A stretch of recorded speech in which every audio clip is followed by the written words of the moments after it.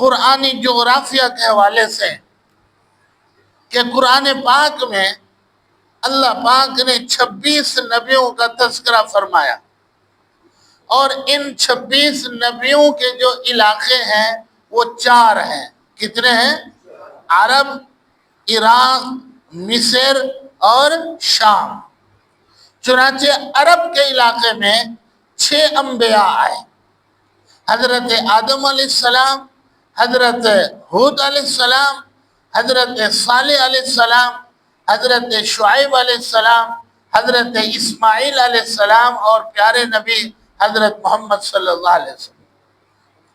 مصر کے علاقے میں 3 انبیاء آئے، حضرت یوسف علیہ السلام، حضرت موسیٰ علیہ السلام، اور آپ کے برادر کبیر حضرت ہارون علیہ السلام۔ عراق میں 4 انبیاء آئے، حضرت یونس علیہ السلام، حضرت نوح علیہ السلام، حضرت ابراہیم علیہ السلام، حضرت ادریس علیہ السلام۔ 6 4 10 10 اور 3 13۔ جو بقیہ 13 ہیں وہ شام، اور اس وقت کا جو شام تھا وہ بہت بڑا تھا۔ یہ اردن، لبنان، فلسطین، یہ شام کے صوبے تھے۔ انگریز نے ایک سازش کے تحت ان کو توڑ دیا۔ اب جہاں ایک ملک تھا وہاں 4 ملک بن گئے۔ مسلمانوں کی طاقت کو اس طرح توڑ دیا۔ تو بقیہ جو 13 انبیاء ہیں وہ کوئی شام میں، کوئی فلسطین میں، کوئی اردن، کوئی لبنان، شمار وہ سارے شام کے انبیاء کہلاتے ہیں۔ سمجھ آ رہی بات؟ جو بنی اسرائیلیوں کے والد ہیں حضرت یعقوب علیہ السلام، میں نے آپ کو بتایا ان کی جائے پیدائش کہاں ہے؟ فلسطین میں۔ کہاں ہے؟ فلسطین میں۔ اور آپ کے شادی کے بعد جب 10 بچے ہوئے اور ادھر سے آپ کی عمر مبارک بھی 40 سال ہو گئی، اللہ نے آپ کو نبوت عطا فرمائی، اور نبوت اللہ نے دے کر ان کو کنعان کی طرف مبعوث فرمایا۔ وہ آپ کا علاقہ ہے، میدان ہے، اس قوم اور علاقے والوں پر جا کر آپ محنت کریں۔ اور 2 بیٹے بنیامین اور یوسف یہ نبوت کے بعد پیدا ہوئے ہیں، نبوت کے بعد پیدا ہوئے ہیں۔ تو آپ یوں ہی سمجھیں کہ بنی اسرائیلیوں کا جو آبائی علاقہ تھا وہ فلسطین تھا۔ کون سا علاقہ تھا؟ فلسطین۔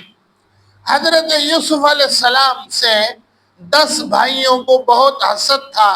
ایک سازش کے تحت انہوں نے کنعان کے علاقے کے کنویں میں ڈالا، ایک قافلے نے اٹھایا۔ لمبی بات ہے، ہاں جی، وہ ساری آپ ذہن میں رکھیں۔ بادشاہ وقت کے گھر میں گئے حضرت یوسف علیہ السلام، پھر وہاں سے بنتے بنتے وزیر خوراک بن گئے، اور فلسطین میں قحط پڑ گیا۔ وہاں کے لوگ مصر میں آتے تھے کہ مصر کا جو وزیر خوراک ہے نا وہ بڑا سخی ہے، گندم تقسیم کر رہا ہے۔ تو حضرت یعقوب علیہ السلام نے بھی اپنے بیٹوں کو بھیجا، اور دیکھتے ہی انہوں نے پہچان لیا کہ یہ تو ہمارا بھائی یوسف ہے، بتایا نہیں۔ دوسری دفعہ جا کر تعارف ہوا، پھر حضرت یوسف علیہ السلام نے بنیامین کو روک لیا اور اپنے بھائیوں سے کہا جاؤ اپنے والد کو اور سارے بندوں کو لے کر آئے۔ تو 10 بیٹے، 1 بیوی اور 12ویں خود حضرت یعقوب علیہ السلام، یہ 12 آدمیوں کا قافلہ وہاں سے چلتا ہے، مصر میں آ کر آباد ہوتا ہے۔ کہاں آباد ہوتا ہے؟ مصر میں۔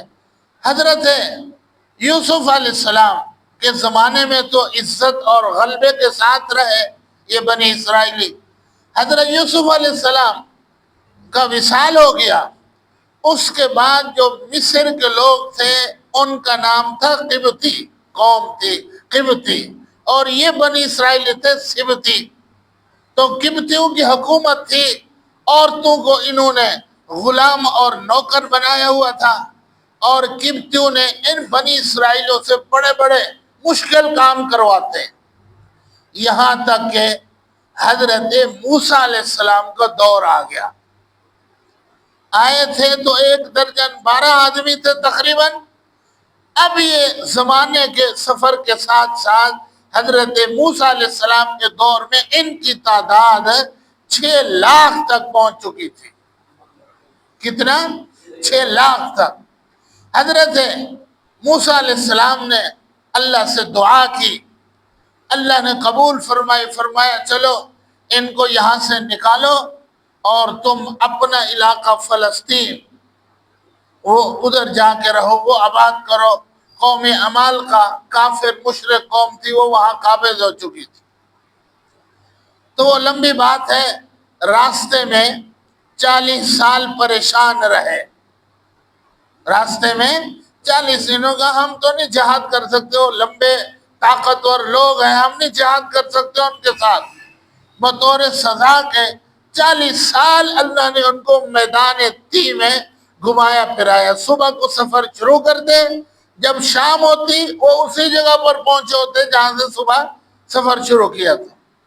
حضرت موسیٰ علیہ السلام کا بھی انتقال ہو گیا یہاں میدان تی میں، حضرت ہارون علیہ السلام کا بھی۔ پھر نبی بنے حضرت یوشع بن نون، ان کی قیادت میں انہوں نے جہاد کیا، اور پھر اب یہ فلسطین اپنے آبائی علاقے میں پہنچ گئے۔ یہ ان کی تاریخ ہے، سمجھ آ رہی بات؟ پھر اس قوم میں بگاڑ بھی بہت آیا۔ 2 دفعہ اس قوم نے بہت مار کھائی ہے۔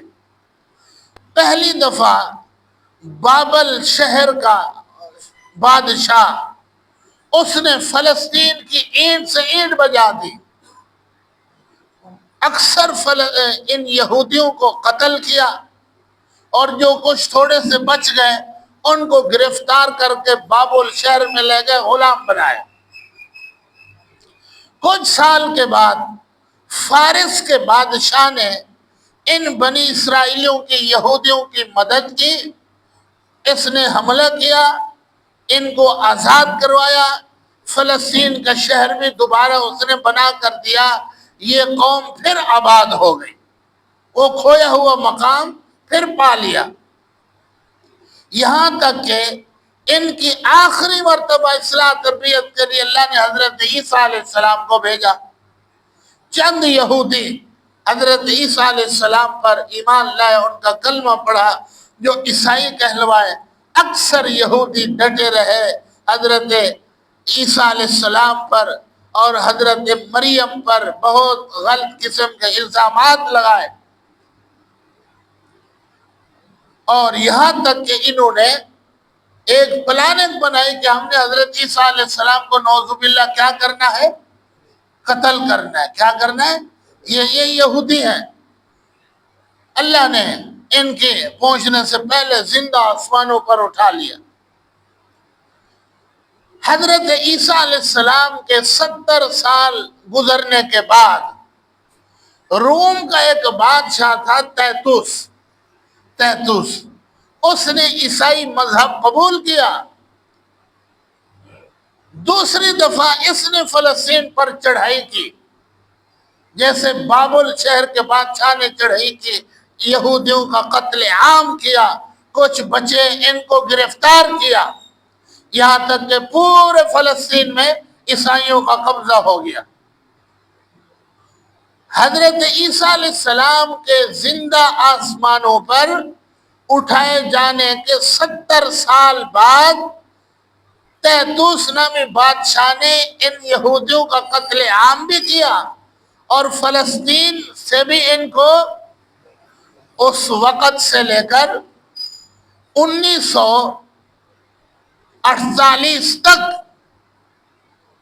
یہ بدبخت اور رذیل قوم در بدر رہی، کبھی کہیں کبھی کہیں کبھی کہیں، جہاں بھی جاتے ہیں شرارتیں اور خباثتیں کرتے ہیں۔